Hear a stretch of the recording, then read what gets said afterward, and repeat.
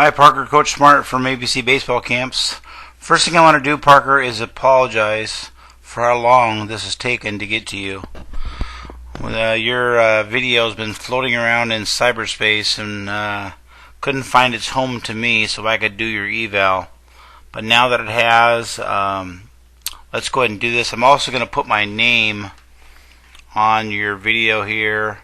So when after you get to view your video, you feel free to call me or have your parents call me if you have any questions about what we talked about on the video, okay?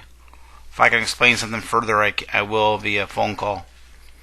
Okay, so first thing we talk about when we do video evals on hitting, Parker, is your setup. And your setup is pretty good. Okay, you're in pretty good position there. Feet parallel, good stuff. Okay, let's go ahead and roll through here a little bit and see what you do. And I want to talk about all the good stuff first, then we'll kind of go back and talk about some things we got to fix, okay? Setup is really good. Classic look for a left-hander. Nice high hands, I like that. Okay, from a barrel route perspective, really good. Your hands come forward and down.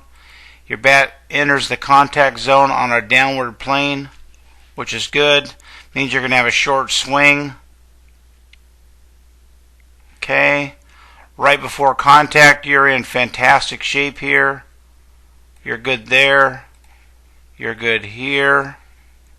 You're good here. From a head perspective, all good stuff there. Okay. Backside, let's see your lower half here. Okay, not too bad there. Got a little bend here, which is good. This leg has actually got some bend to it, which is good. From a finish perspective, how you finish, get through the baseball, really good extension. Nice high two-handed finish. So those are all the good things I really like about your swing, buddy. Okay, so let's talk about some things that I think you need to think about a little bit from the standpoint of changing some stuff. Number one is when you stride, Parker, that foot going in the air like that. Not a huge fan. For this reason. Okay, we're going to draw a line here about where your eyes are in your head. Okay.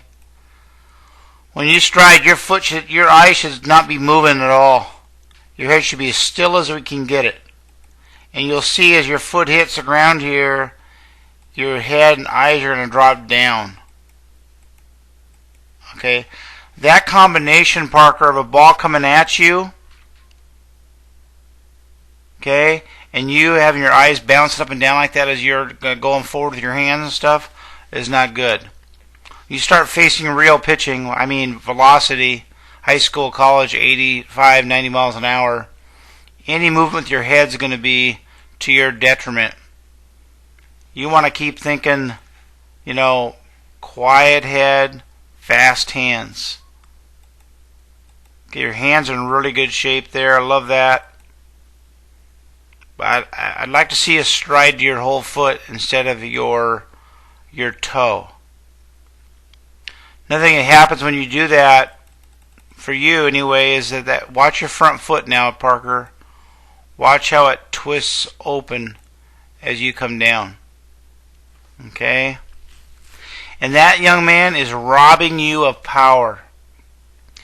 When you do that, Parker, you lose the ability to drive this knee down as hard as you have to the inside of that front foot and create resistance from between your backside and your front side. And the more resistance we have between our backside and our front, in other words, if this foot was closed like it should be, you'd be able to push harder on your backside coming down. And you'd be pushing against something, creating that resistance. The more resistance we can create, the more energy we create that comes from the ground, comes up through your body, out to your hands and to the bat. So we have to hit against a closed, firm front side. You're hitting against a open, firm front side. And you won't be able to resist as much as you want to and create the kind of power we're looking for out of your swing. You're cheating yourself a little bit. You're losing some of your power. Okay? So that's one thing. So we want this front foot, buddy, to look like it does in your setup. Right there. See that foot? You know, it's open a little bit, but it's not like this. And that's how it is when you finish, when you do your, after you stride, put your foot down. I don't care what you do with your foot after contact, Parker, but before contact, we want that foot closed to give us the ability to resist, okay? Second thing is, I can't tell from this angle, bud, where the pitch is at, whether it's inside or outside or down the middle.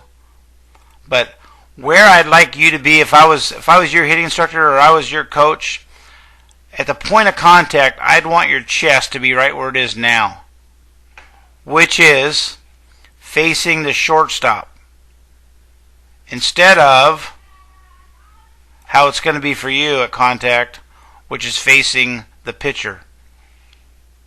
That's great, Parker, on pitches that are down the middle or inside, but eventually, buddy, they're going to throw you on the outside. And that's just going to make it very difficult for you to handle pitches on the outer half of home plate. And to be a complete hitter, you got to be able to hit to all three fields. And not just hit it over there, but drive it over there. Parker, the longer that you can stay square to home plate, the more balls you're going to square up. Okay? The more balls you will square up.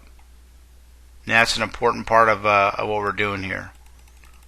Okay, your finish is good. We got to get that fixed right there. We've got to stay square longer at home plate. Okay, I got a drill for you.